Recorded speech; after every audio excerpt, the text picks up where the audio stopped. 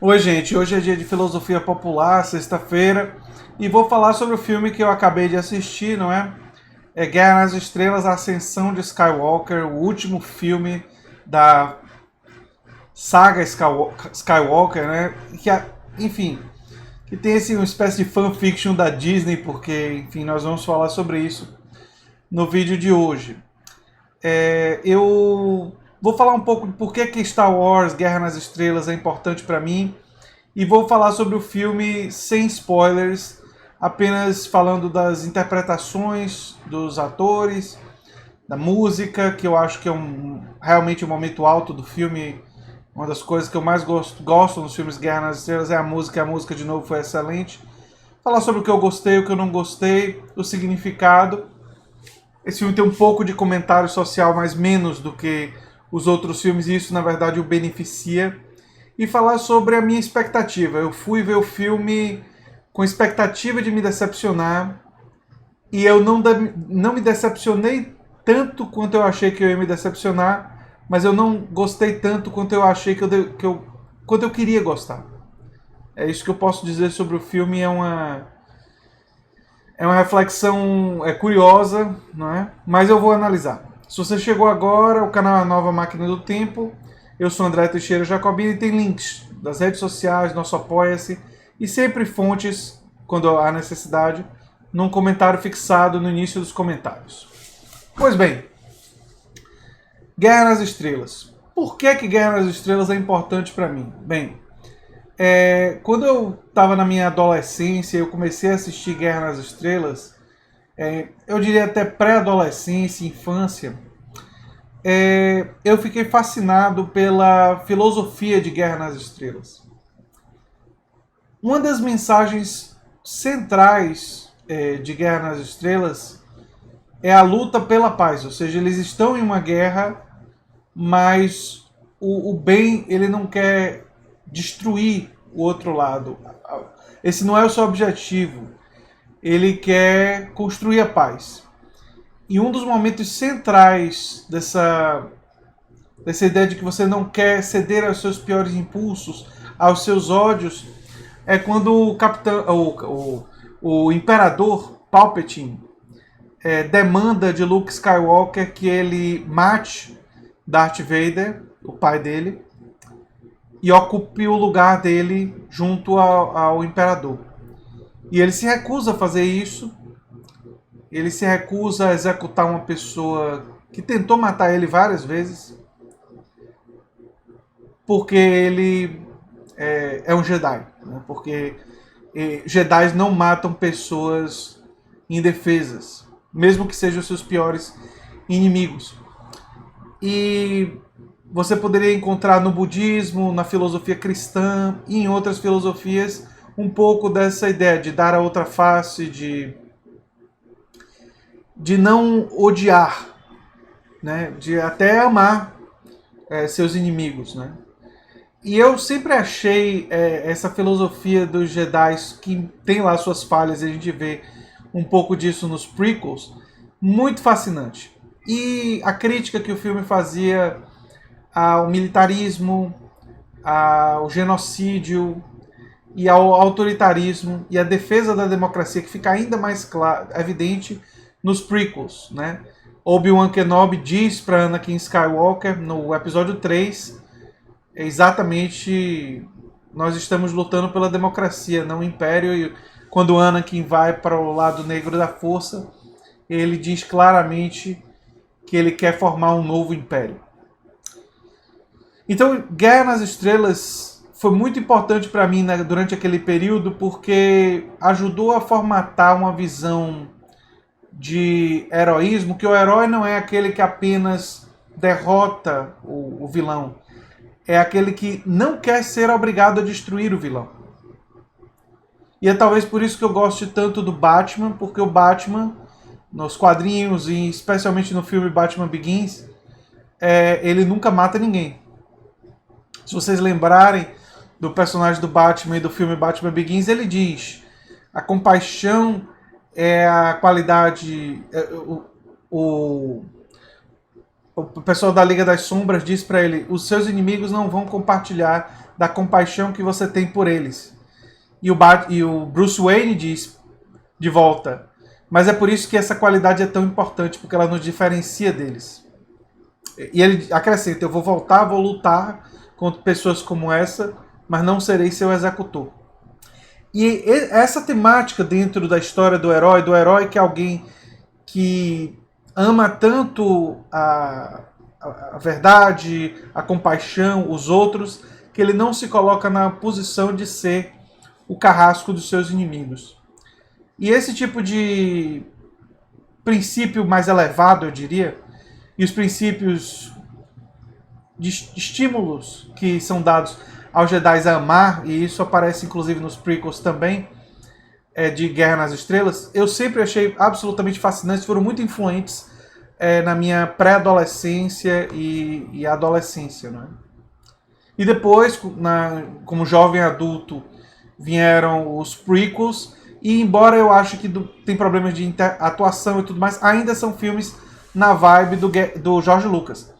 E o grande problema dos filmes da Disney foi que, em grande medida, isso foi perdido. Né? Os primeiros 2 filmes da Disney não têm a mágica, que eu diria, dos filmes de George Lucas em termos visuais. São filmes que não levam você para novos planetas, novas experiências, novas histórias. São muito previsíveis, né? Principalmente o Force Awakens. E o The Last Jedi, tentando ser imprevisível, recusou e violentou a característica do principal personagem da saga, que é o Luke Skywalker. Quer dizer, o Luke Skywalker nunca desistiria, Luke acreditava na bondade de Darth Vader, de Anakin Skywalker. Por que em relação a Ben Solo, só porque ele viu uma possibilidade de maldade, ele pensaria algo tão absurdo? É muito... Mesmo que por um segundo, eu não acredito que Luke Skywalker pensaria aquilo, ou agiria pensando em atacar alguém em seu sono. Eu não acredito que isso... E essa descaracterização do Luke Skywalker foi uma das coisas que eu mais fiquei incomodado no The Last Jedi, né? No Último Jedi. Bem, e esse filme agora? Bem, esse filme, ele tem muitas coisas. E eu não vou conseguir resolver todas elas nesse vídeo. Mas eu posso resumir dizendo que vamos por partes. Parte do humor funciona, parte do humor não funciona. Então essa tentativa de fazer Guerra nas Estrelas ser engraçado, o humor funcionava do Han Solo porque ele era um humor carregado com arrogância, carregado com um certo personagem, enfim, com autoestima muito grande, muito convencido, e as situações e a interação entre ele, a princesa Leia, Luke, Obi-Wan e os droids, né, C-3PO e R2-D2, acabavam fazendo um tipo de humor que funcionava. O humor nesse filme, quando funciona, normalmente tem a ver com os droids. E tem um ou outro poucos momentos de humor que funcionam com outras pessoas. Então, o humor eu fico meio dividido. Existe uma grande revelação, que obviamente eu não vou dizer qual é, mas que eu achei interessante. Então, julgue como vocês acharem. Eu quero saber de outras pessoas se elas acham a revelação interessante. Não chega a ter a potência da revelação do Darth Vader, quando ele olha para Luke e diz: eu sou seu pai. É óbvio que não tem essa potência, mas é uma revelação relevante e interessante. O filme é mais espetacular visualmente do que os anteriores, tem esse aspecto.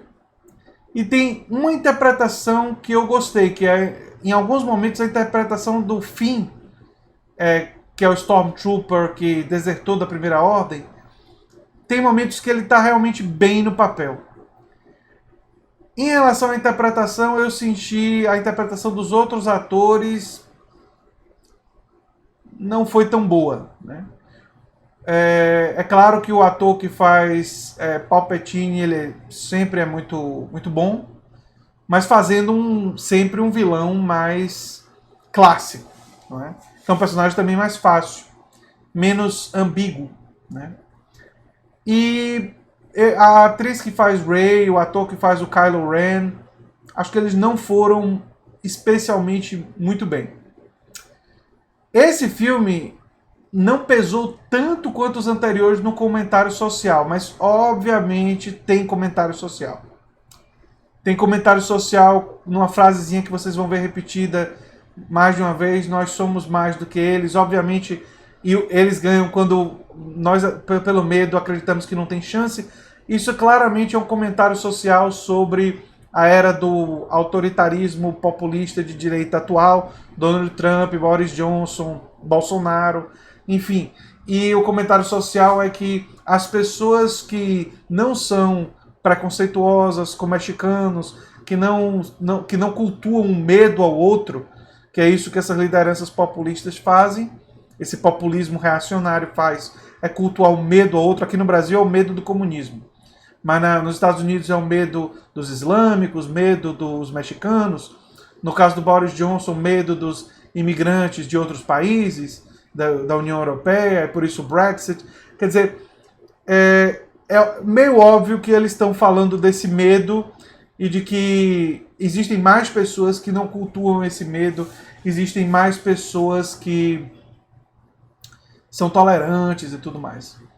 Então existe comentário social no filme, mas é feito de uma forma, nesse filme, que não incomoda tanto. No Último Jedi, o comentário social que tinha sobre a guerra, o comentário social em si não é ruim, mas a forma como foi feita pesou, e especialmente o comentário social que tem sobre relação homem e mulher nesses filmes não é tão bom quanto, por exemplo, o comentário social que havia nos originais. Princesa Leia era uma mulher, ao longo de todos os filmes, uma mulher forte, uma mulher destemida, uma mulher que não precisa, que não está esperando ser salva, então não é aquela princesa clássica. Então, eu acho que você não precisava pesar tanto quanto eles pesaram nesse comentário de identidade de gênero que aparece muito naquela Hodor, nos últimos filmes, né? Agora, uma coisa que eu achei peculiar desse filme foi que ele tenta consertar vários problemas dos filmes anteriores. Então, eu critiquei, por exemplo, a manobra Hodor. Nesse filme eles arrumam uma frase para tentar solucionar esse problema. Tem uma coisa envolvendo Chewbacca, que eu não vou contar o que é, mas que ao longo da trajetória das pessoas que assistem Guerra nas Estrelas sempre incomodou os fãs de Guerra nas Estrelas, e eles arrumam um jeito de consertar. Então parece um esforço muito grande de reconhecendo os problemas que a comunidade via na história de Guerra nas Estrelas e certas decisões que nós, fãs de Guerra nas Estrelas, não concordávamos. Eles tentaram consertar tudo, mas aí quando você tenta consertar tudo, acaba que você não tem uma visão muito clara. Talvez o principal problema desses filmes é que o Force Awakens, o The Last Jedi e esse último, The Rise of Skywalker, eles são filmes que são claramente feitos por pessoas que não estavam pensando da mesma forma que os diretores e os roteiristas dos filmes anteriores. Eles tinham visões diferentes de qual deveria ser o caminho da franquia.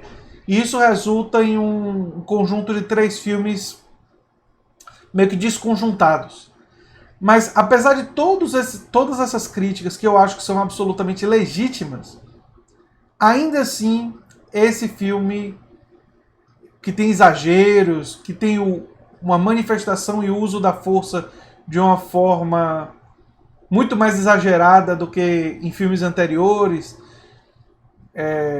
especialmente quando nós comparamos a franquia clássica com essa franquia nova.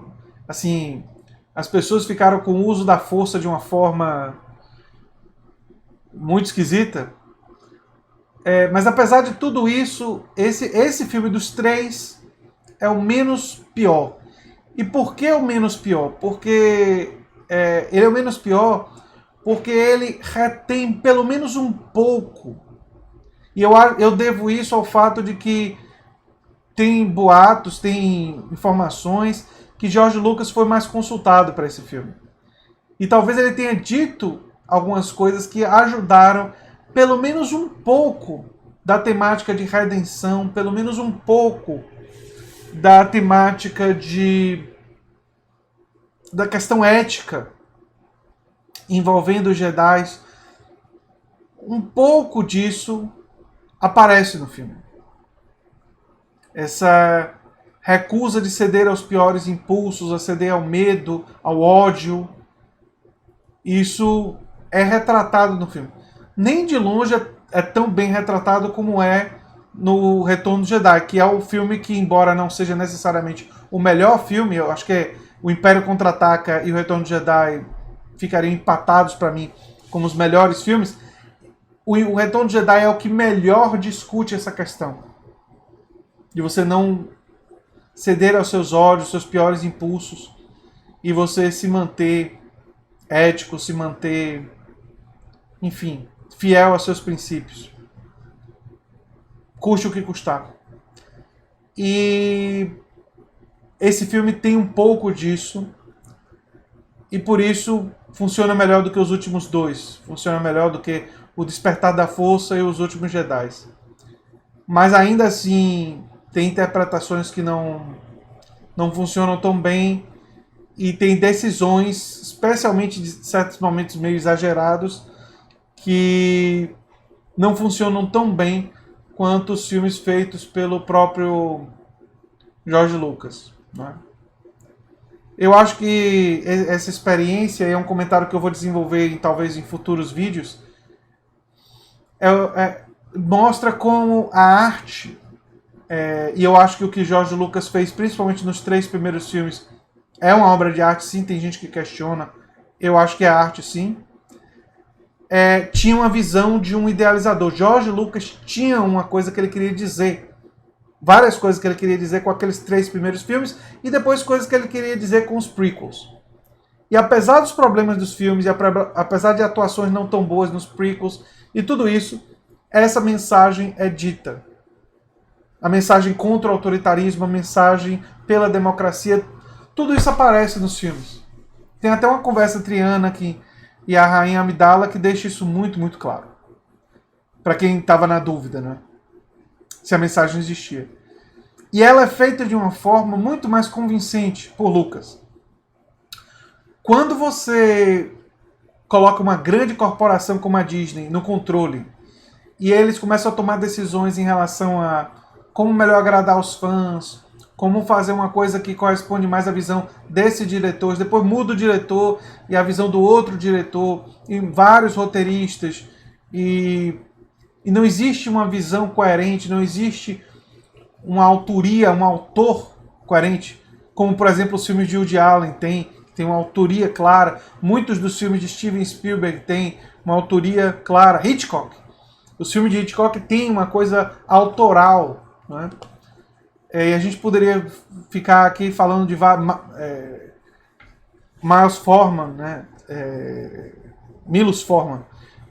Tem uma coisa autoral nos filmes dele, e isso é uma coisa que carece muito nesses filmes de Guerra nas Estrelas. Mas como esse retém pelo menos um pouco da chama do que Lucas queria dizer nos seus filmes anteriores, principalmente nos 3 primeiros a serem feitos, que são os últimos do ponto de vista cronológico, ele é melhor do que A Force Awakens, melhor do que Os Últimos Jedi, e não foi uma decepção tão grande quanto eu imaginava, mas ainda assim não foi tão bom quanto eu gostaria que fosse. E é isso que eu tenho para dizer nesse momento sobre o filme. Se você gosta do que eu faço aqui no canal, se inscreva, dê um like, compartilhe, e quem sabe se torne apoiador do canal. Um abração e até o próximo vídeo. Tchau, tchau.